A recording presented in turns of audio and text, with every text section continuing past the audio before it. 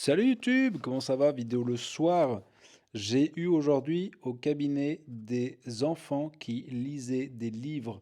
C'est tellement rare de voir ça maintenant et c'est tellement cool de voir ça. Vraiment, genre il y en avait trois adolescents, 16 ans, 14 ans, 13 ans. Ils lisent des livres, aucun écran, pas de téléphone.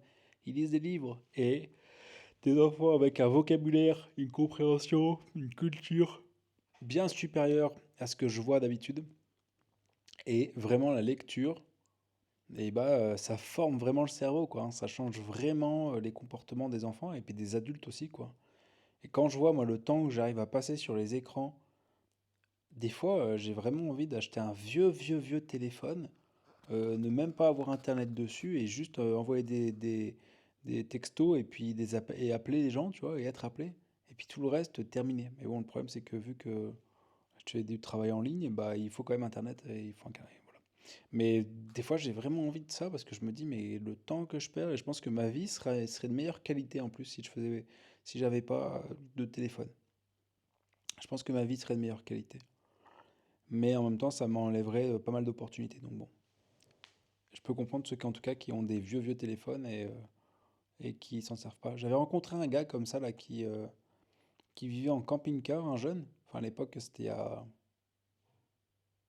10 ans, même plus maintenant, il y a une quinzaine d'années quasiment. Il y a le gars vivait en camping-car, un jeune, il avait 22 ans.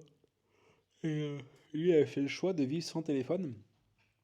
Il n'y avait pas de téléphone du tout, et ce qui fait que quand il voulait appeler les gens, il empruntait le téléphone des autres pour appeler.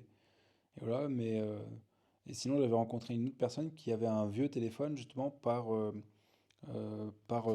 contradiction, par lutte contre les smartphones. Et donc, il avait un vieux téléphone et ça lui permettait d'envoyer des textos et de recevoir des appels. Et je crois qu'il vivait pas plus mal que ça, quoi. Et ça a vraiment fait là, les gamins que j'ai vus, là, les ados que j'ai vus avec les livres, ça a vraiment fait. Enfin, c'est vraiment un décalage par rapport aux autres enfants que je vois tout le temps sur le téléphone. Et là, c'était des gamins qui étaient éveillés, curieux, intéressés, intéressants. Donc, et on n'en voit plus beaucoup, hein, franchement. Un enfant qui lit quand ils attendent dans la salle d'attente ou dans les transports en commun et tout, il n'y a plus personne. Même des adultes, il n'y a plus personne qui lit, quoi. Même moi, je me surprends, je dois lutter sur le fait de ne pas scroller sur le téléphone ou de ne pas faire des trucs et de prendre un bouquin pour lire. Il y a un truc qui m'aide maintenant, c'est de lire des BD. Là, je lis des BD, donc, ou des mangas ou des comics, et ça me permet de lire tout en gardant un plaisir et de pas trop forcer sur la lecture parce que quand on n'a pas l'habitude de lire, et bah, ça demande un effort de lire. Surtout que moi, j'aime bien lire des livres un peu techniques. Et du coup, quand il est 10 heures le soir et que j'ai déjà fait la journée, j'ai pas forcément envie de lire du copywriting ou du marketing, alors que je trouve ça super intéressant et que ça me plaît grave.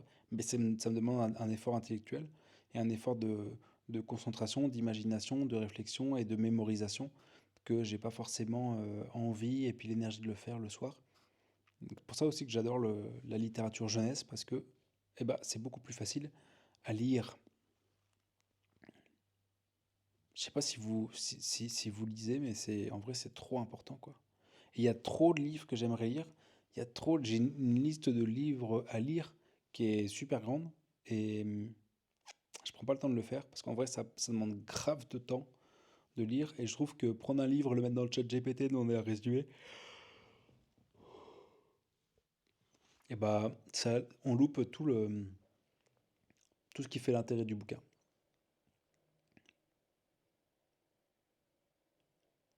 Ah, c'est trop important de lire, c'est trop important.